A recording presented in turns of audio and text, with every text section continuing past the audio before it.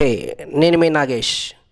ఈ మధ్య కాలంలో కొద్దిమంది ఆర్ఎస్ఎస్ గురించి మాట్లాడుతూ ఆర్ఎస్ఎస్ దేశ స్వాతంత్ర ఉద్యమంలో పాల్గొనలేదని, ఆ సమయంలో ఆర్ఎస్ఎస్ ఎక్కడుందని అడుగుతున్నారు. దేశ స్వాతంత్రోద్యమం అంటే మనం అనుకున్నట్టు నలుగురు ఐదుగురు నాయకులు కాదు. దేశ స్వాతంత్రం కోసం జాతీయ కాంగ్రెస్ ఒకటే పోరాడలేదు.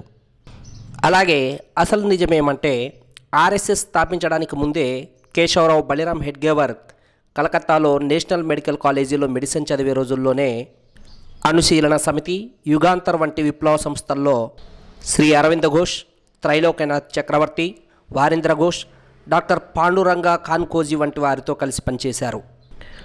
అంతేకాదు 1915లో మొదటి ప్రపంచ యుద్ధ సమయంలో భారతదేశంలోని సైనిక శిబిరాలను చూసి అక్కడ విప్లవం తీసుకురావడానికి రాజ్ బిహార్ బోస్, సచింద్ర సన్యాల్ వంటి నాయకులు ఒక యోజన చేశారు. ఆ యోజన రూపకల్పనలో మధ్య భారత్లో హెడ్గేవర్ ప్రధాన పాత్ర వహించారు. రాష్ట్రీయ స్వయం సేవక్ సంఘ్ 1925లో స్థాపించిన తర్వాత 1926-27వ సంవత్సరాలలో నాగపూర్, ఆ పరిసర ప్రాంతాల్లో సంఘ కార్యం విస్తరించింది. ఆ సమయంలోనే ప్రముఖ విప్లవకారుడు రాజ్గురు వేద పాఠశాలలో విద్యాభ్యాసం చేస్తున్నాడు. విద్యార్థి దశలోనే ఆయనకు ఆర్ఎస్ఎస్తో పరిచయం ఏర్పడింది.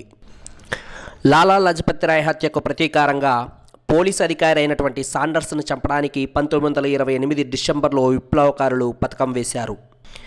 ఆ తర్వాత లాహోర్ నుంచి తప్పించుకొని వచ్చినటువంటి రాజ్గురుకు సంఘ నాయకులైనటువంటి బయ్యాజీ దానేవ్ యొక్క ఫామ్ హౌస్లోనే అండర్ గ్రౌండ్లో దాగి ఉండడానికి డాక్టర్ జీ ఏర్పాటు చేశారు. 1930లో దండి వద్ద సముద్ర తీరంలో గాంధీజీ ఉప్పు సత్యాగ్రహం చేయాలని నిర్ణయించారు. అదే సమయంలో ఉప్పు సత్యాగ్రహంతో పాటు అటవీ సత్యాగ్రహం కూడా చేయాలని సంకల్పించారు ఆర్ఎస్ఎస్ సంఘ స్థాపకులు డాక్టర్ జీ. 1930 జూలైలో యవత్మాల్ వెళ్లే దారిలో పుసత్ అనే చోట ఏర్పాటు చేసినటువంటి బహిరంగ సమావేశంలో డాక్టర్ జీ మాట్లాడుతూ స్వతంత్ర సంగ్రామం పట్ల సంఘం యొక్క దృష్టికోణాన్ని వివరించారు. దేశ స్వతంత్ర సాధనకై అవసరమైతే ఆంగ్లేయుల యొక్క బూట్లు పాలిష్ చేయడంతో ప్రారంభించి అదే బూట్లతో వారి తలలను పగలగొట్టే వరకు అన్నీ స్వీకరించదగినటువంటి మార్గాలే అని చెప్పారు. దేశ స్వాతంత్రం మాత్రం ఎట్టి పరిస్థితుల్లో సాధించి తీరవలసిందే అని చెప్పారు. సత్యాగ్రహం చేయడానికి డాక్టర్ హెడ్గేవార్తో పాటు అప్పాజీ జోషి, దాదారావు పరమార్థ వంటి 12 మంది ప్రముఖ సంఘ నేతలు ఆ సమయంలో అరెస్ట్ అయ్యారు. వారందరికీ 6 నెలల కఠిన కారాగార శిక్ష విధించబడింది. 1932 జనవరిలో ప్రభుత్వ ఖజానాను దోపిడీ చేయడానికి వెళ్ళినటువంటి జతీంద్రనాథ్ తన సహచరులతో పాటు వీరమరణం పొందారు. బాలాజీ హుద్దూర్ మరికొందరు విప్లవకారులు ప్రభుత్వానికి పట్టుబడ్డారు. అప్పుడు హుద్దూర్ సంఘ్ అఖిల భారత సర్కార్యవాహగా పనిచేస్తున్నారు. మరి సంఘ కార్యకర్తలు స్వతంత్రోద్యమంలో పాల్గొన్నట్టా కాదా? 1943 సెప్టెంబర్ 20వ తేదీన నాగపూర్లో ఆర్ఎస్ఎస్ యొక్క రహస్య సమావేశం జరిగింది. జపాన్ సహకారంతో ఆజాద్ హింద్ ఫౌజ్ బ్రిటిష్ వారిపై యుద్ధానికి సన్నద్ధమవుతున్న సమయంలో సంఘ్ అనుసరించాల్సినటువంటి వ్యూహాన్ని గురించి అక్కడ యోజన చేశారు. ప్రత్యక్షంగా ఉద్యమంలో పాల్గొంటున్నటువంటి స్వతంత్రోద్యమకారులకు సహకరించడం, వారికి ఆశ్రయం కల్పించడం కూడా చాలా ముఖ్యమైనటువంటి పనే. జయప్రకాష్ నారాయణ్, అరుణ్ అసఫ్ అలీలకు ఢిల్లీ సంఘచాలక్ లాలా హంసరాజ్ గుప్తా గారి ఇంట్లో రహస్య ఆశ్రయం లభించింది.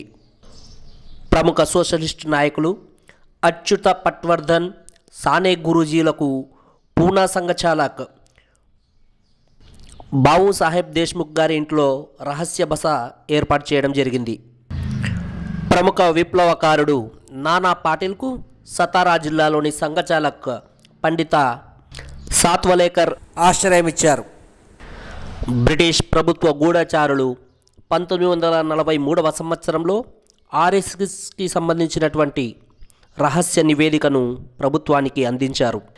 అందులో దేశ స్వాతంత్రానికై పెద్ద ఎత్తున యోజనాబద్ధమైనటువంటి కార్యక్రమాలను సంఘ్ ఎలా రూపొందిస్తుందో వివరంగా తెలపబడి ఉంది.